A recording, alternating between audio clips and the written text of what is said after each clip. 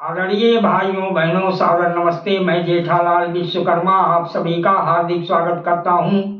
कहानी मुंशी प्रेमचंद जी की। कहानी का शीर्षक है गुप्त धन।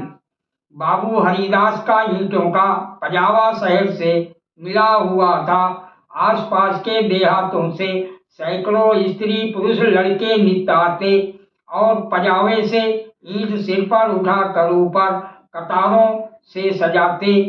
एक आदमी पजावे के पास एक टोकरी में कौड़ियां लिए बैठा रहता था। मजदूरों को ईंटों की संख्या के हिसाब से कौड़ियां बांटता। ईंटें जितनी ही ज्यादा होती उतनी ही ज्यादा कौड़ियां मिलती। इस लोभ में बहुत से मजदूर बूते के बाहर काम करते। वृद्धों और बालकों को ईंटों के बोझ से अकड़े हुए देखना बहुत करुणाजनक दृश्य था।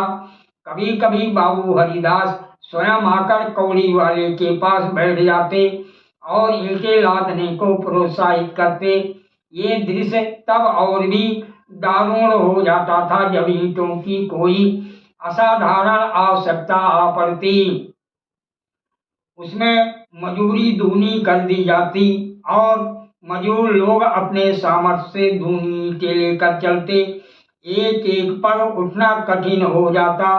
उन्हें सिर से पैर तक पसीने में डूबे पजावे की राख चढ़ाए ईंटों का एक पहाड़ सिर पर रखे बोझ से दबे देखकर ऐसा जान पड़ता था मानो लोभ का भूत उन्हें जमीन पर पटककर उनके सिर पर सवार हो गया है।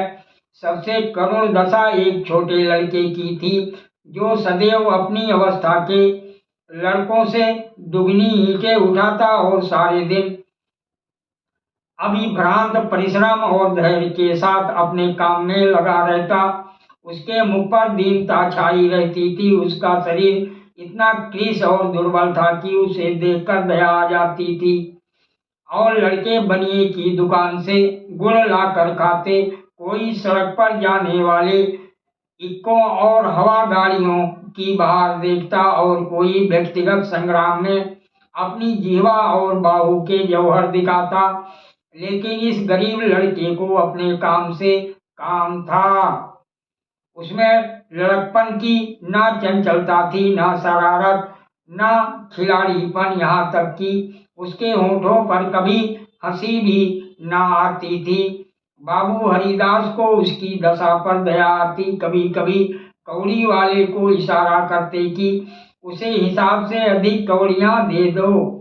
कभी कभी वह उसे कुछ खाने को दे देते। एक दिन उन्होंने उस लड़के को बुलाकर अपने पास बैठाया और उसके समाचार पूछने लगे। ज्ञात हुआ कि उसका घर पास ही के गांव में है। घर में एक वृद्धा माता के सिवा कोई नहीं है और वो वृद्धा भी किसी पुराने रोग से ग्रस्त रहती है। घर का सारा भार इसी लड़के के सिर था। कोई उसे रोटियां बनाकर देने वाला भी ना था। शाम को जाता तो अपने हाथों से रोटियां बनाता और अपनी माँ को खिलाता था। जाति का ठाकुर था। किसी समय उसका कुल धन धान संपन्न था। लेन देन होता था और शक्कर का कारखाना चलता था। कुछ जमीन भी थी, किंतु भाइयों की स्पर्धा और विद्वेष ने उसे इतनी हीन अवस्था को पहुंचा दिया कि अब रोटियों के लाले थे। लड़के का नाम मगन सिंह था। हरिदास ने पूछा, गांव वाले तुम्हारी कुछ मदद नहीं करते क्या? मगन बोला, वाह, उनका बस चले तो मुझे मार डाले। सब समझते हैं कि मेरे घर में रुपए गड़े हैं।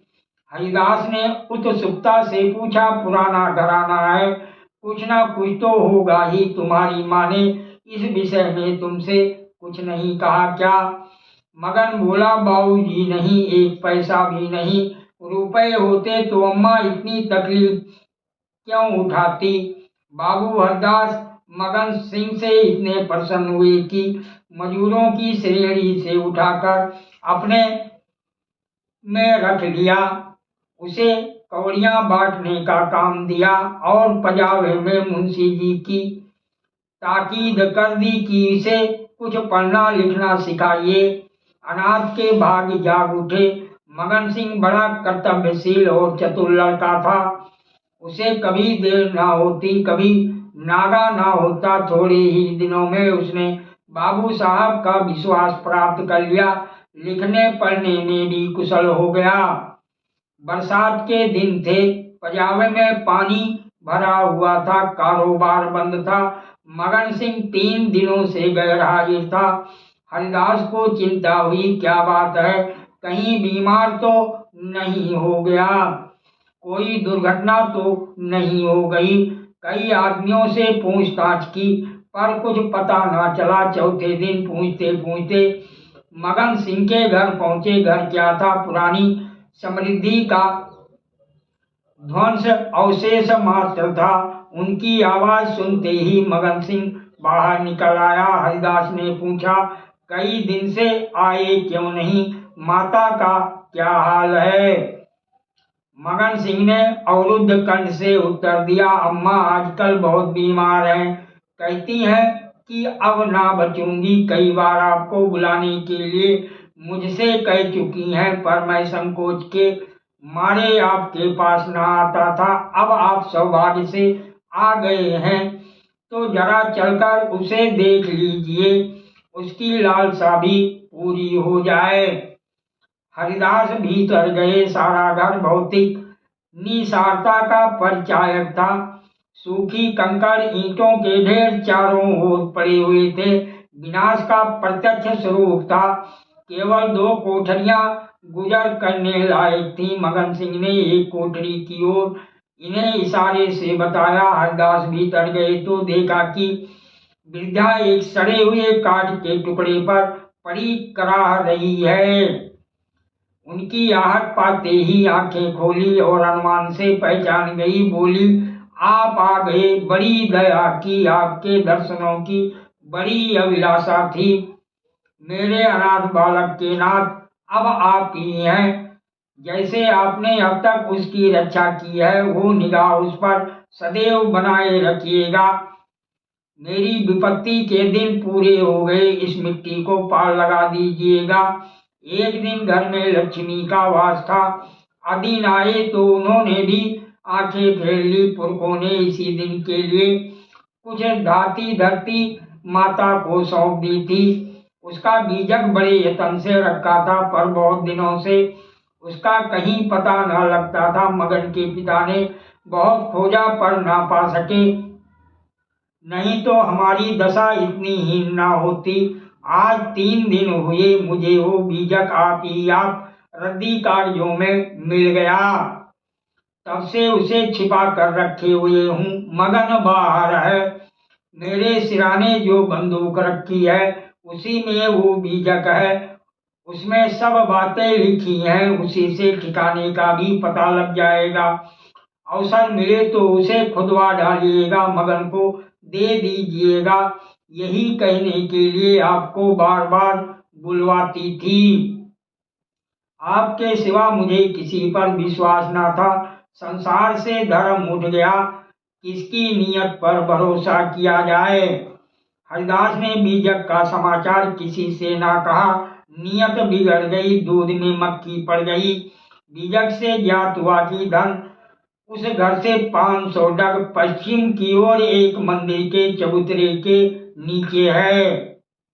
हरिदास धन को भोगना चाहते थे, पर इस तरह की किसी को कानों कान खबर ना हो।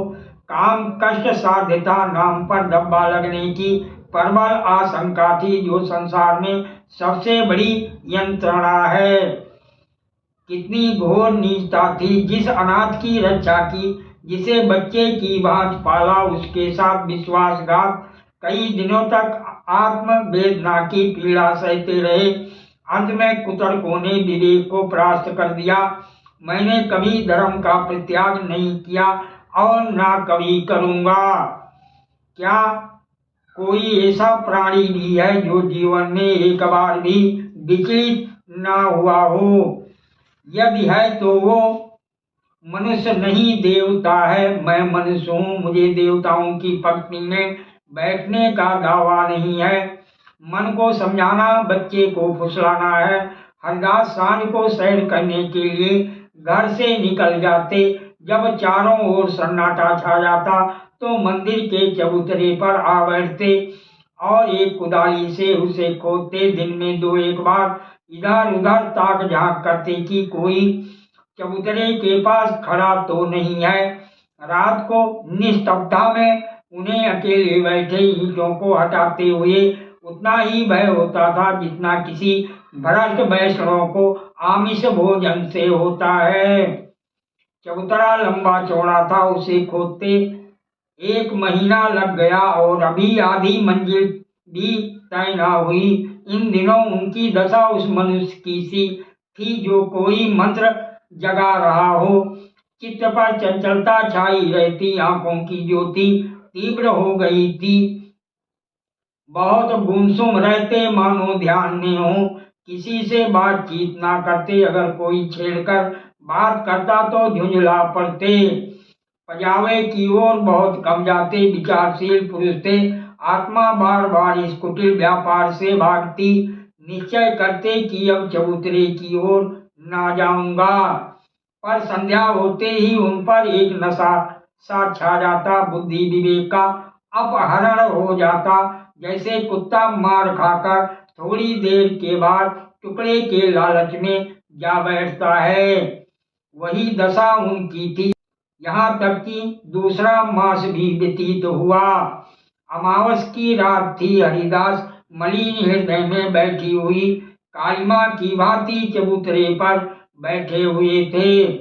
आज चबूतरा खुद जाएगा, जरा देर तक और मेहनत करनी पड़ेगी। कोई चिंता नहीं, घर में लोग चिंतित हो रहे होंगे, पर अभी निश्चित हुआ जाता है कि चबूतरे के नीचे क्या है। पत्थर का तहखाना निकल आया तो समझ जाऊंगा कि धन अवश्य होगा। तहखाना ना मिले तो मालूम हो जाएगा कि सब धोखा ही धोखा है। कहीं सचमुच तहखाना ना मिले तो बड़ी दिल लगी हो, मुफ्त में उल्लू बनूं, पर नहीं। कुदाली खटखट बोल रही है। हाँ, पत्थर की चट्टान है। उन्होंने टटोल कर देखा, भरम दूर हो गया। चट्टान थी, तहखाना मिल गया। लेकिन हरिदास खुशी से उछले कूदे नहीं। आज वह लौटे तो सिर में दर्द था। समझे थकान है, लेकिन ये थकान नींद से ना गई। रात को ही उन्हें जोर से बुखार हो गया। 3 दिन तक ज्वर में पड़े रहे, किसी दवा से फायदा ना हुआ। इस रुग्ण अवस्था में हरिदास को बार बार भ्रम होता था, कहीं ये मेरी तीव्रता का दंड तो नहीं है। जी में आता था मगन सिंह को बीजक दे दूं और क्षमा की याचना करूं, पर भंडाफोड़ होने का भय मुंह बंद कर देता था। ना जाने ईसा के अनुयायी अपने पादरियों के सम्मुख कैसे अपने जीवन भर के पापों की कथा सुनाया करते थे। हरिदास की मृत्यु के पीछे ये बीजक उनके सुपुत्र प्रभुदास के हाथ लगा। बीजक मगन सिंह के पुरखों का लिखा हुआ है, इसमें लेश मात्र भी संदेह न था। लेकिन उन्होंने सोचा पिताजी ने कुछ सोचकर ही इस मार्ग पर पग रखा होगा। वह कितने नीति परायण, कितने सत्यवादी पुरुष थे। उनकी नियत पर कभी किसी को संदेह नहीं हुआ। जब उन्होंने इस आचार को घृणित नहीं समझा तो मेरी क्या गिनती है। कहीं ये धन हाथ आ जाए तो कितने सुख से जीवन व्यतीत हो। शहर के रईसों को दिखा दूं कि धन का सदुपयोग क्यों कर होना चाहिए। बड़े बड़ों का सिर नीचा कर दूं, कोई आंखें ना मिला सके। इरादा पक्का हो गया। शाम होते ही वह घर से बाहर निकले। वही समय था, वही चौकन्नी आंखें थीं और वही तेज कुदाली थी। ऐसा ज्ञात होता था मानो हरिदास की आत्मा इस नए भेष में अपना काम कर रही है। चबूतरे का धरातल पहले ही खुद चुका था। अब संगीन तहखाना था। जोड़ों को हटाना कठिन था। पुराने जमाने का पक्का मसाला था। कुल्हाड़ी उचट उचट कर लौट आती थी। कई दिनों में ऊपर की दरारें खुली, लेकिन चट्टानें जरा भी ना हिली। तब वो लोहे के छड़ से काम लेने लगे। लेकिन कई दिनों तक जोर लगाने पर भी चट्टानें ना खिसकी। सब कुछ अपने ही हाथों करना था, किसी से सहायता न मिल सकती थी। यहाँ तक कि फिर वही अमावस्या की रात आई। प्रभुदास को जोर लगाते 12 बज गए और चट्टानें भाग्य रेखाओं की भांति अटल थीं। पर आज इस समस्या को हल करना आवश्यक था। कहीं तहखाने पर किसी की निगाह पड़ जाए तो मेरे मन की लालसा मन में ही रह जाए। वो चट्टान पर बैठकर सोचने लगे, क्या करूं, बुद्धि कुछ काम नहीं करती। सहसा उन्हें एक युक्ति सूझी, क्यों ना बारूद से काम लूं। इतने अधीर हो रहे थे कि कल पर इस काम को ना छोड़ सके, सीधे बाजार की तरफ चले। 2 मील तक का रास्ता हवा की तरह तय किया। वहां पहुंचे तो दुकानें बंद हो चुकी थीं। आतिशबाज हीले करने लगा, बारूद इस समय नहीं मिल सकता, सरकारी हुक्म नहीं है। तुम कौन हो, इस वक्त बारूद लेकर क्या करोगे? ना भैया, कोई वारदात हो जाए तो मुफ्त में बंधा बंधा फिरूं, तुम्हें कौन पूछेगा। प्रभुदास की शांत वृत्ति कभी इतनी कठिन परीक्षा में ना पड़ी थी। वह अंत तक अनुनय विनय ही करते रहे, यहाँ तक कि मुद्राओं की सुरीली झंकार ने उसे बसीभूत कर लिया। प्रभुदास यहाँ से चले तो धरती पर पांव ना पड़ते थे। रात के 2 बजे थे। प्रभुदास मंदिर के पास पहुंचे। चट्टानों की दराजों में बारूद रख पलीता लगा दिया और दूर भागे। एक क्षण में बड़े जोर का धमाका हुआ, चट्टान उड़ गई। अंधेरा गार सामने था, मानो कोई पिशाच उन्हें निगल जाने के लिए मुंह खोले हुए है। प्रभात का समय था। प्रभुदास अपने कमरे में लेटे हुए थे। सामने लोहे के संदूक में 10,000 पुरानी मोहरें रखी हुई थीं। उनकी माता सिराने बैठी, पंखा जल रही थी। प्रभुदास ज्वर से ज्वाला से जल रहे थे, करवटें बदलते थे, कराते थे, हाथ पांव पटकते थे, पर आंखें लोहे के संदूक की ओर लगी हुई थीं। इसी में उनके जीवन की आशाएं बंद थीं। मगन सिंह अब पजावे का मुंशी था, इसी घर में रहता था। आकर बोला, पजावे चलिएगा क्या, गाड़ी तैयार कराऊं क्या? प्रभुदास ने उसके मुख की ओर क्षमा याचना की दृष्टि से देखा और बोले, नहीं, मैं आज ना चलूंगा, तबीयत अच्छी नहीं है, तुम भी मत जाओ। मगन सिंह उनकी दशा देखकर डॉक्टर को बुलाने चला। 10 बजते बजते प्रभुदास का मुख पीला पड़ गया, आंखें लाल हो गई। माता ने उनकी ओर देखा तो शोक विह्वल हो गई। बाबू हरिदास की अंतिम दशा उनकी आंखों में फिर गई। जान पड़ता था ये उसी शोक घटना की पुनरावृत्ति है। वो देवताओं की मनोतियां मना रही थी, किंतु प्रभुदास की आंखें उसी लोहे के संदूक की ओर लगी हुई थीं, जिस पर उन्होंने अपनी आत्मा अर्पण कर दी थी। उनकी स्त्री आकर उनके पैताने बैठ गई और बिलख कर रोने लगी। प्रभुदास की आंखों से भी आंसू बह रहे थे, पर वह आंखें उसी लोहे के संदूक की ओर निराशापूर्ण भाव से देख रही थीं। डॉक्टर ने आकर देखा, दवा दी और चला गया, पर दवा का असर उल्टा हुआ। प्रभुदास के हाथ पांव सर्द हो गए, मुख निस्तेज हो गया, हृदय की गति मंद पड़ गई, पर आंखें संदूक की ओर से ना हटी। मोहल्ले के लोग जमा हो गए। पिता और पुत्र के स्वभाव और चरित्र पर टिप्पणियां होने लगी। दोनों शील और विनय के पुतले थे, किसी को बोलकर भी कड़ी बात ना कही। प्रभुदास का संपूर्ण शरीर ठंडा हो गया था, प्राण था तो केवल आंखों में वह अब भी उसी लोहे के संदूक की ओर सतीर्ण भाव से देख रही थीं। घर में कोहराम मचा हुआ था। दोनों महिलाएं पछाड़े खा खा कर गिरती थीं। मोहल्ले की स्त्रियां उन्हें समझाती थीं। अन्य मित्रगण आंखों पर रुमाल जमाए हुए थे। जवानी की मौत संसार का सबसे बड़ा करुण, सबसे अस्वाभाविक है और भयंकर दृश्य है। ये वज्रघात है विधाता की, निर्दय लीला है। प्रभुदास का सारा शरीर प्राणहीन हो गया था, पर आंखें जीवित थीं। वह अब भी उसी संदूक की ओर लगी हुई थी। जीवन ने तृष्णा का रूप धारण कर लिया था। सांस निकलती है पर आस नहीं निकलती। इतने में मगन सिंह आकर खड़ा हो गया। प्रभुदास की निगाह उस पर पड़ी। ऐसा जान पड़ा मानो उनके शरीर में फिर रक्त का संचार हुआ। अंगों में स्फूर्ति के चिन्ह दिखाई दिए। इशारे से अपने मुंह के निकट बुलाया। उसके कान में कुछ कहा। एक बार लोहे के संदूक की ओर इशारा किया और आंखें उलट गईं, प्राण निकल गए। सादर प्रणाम।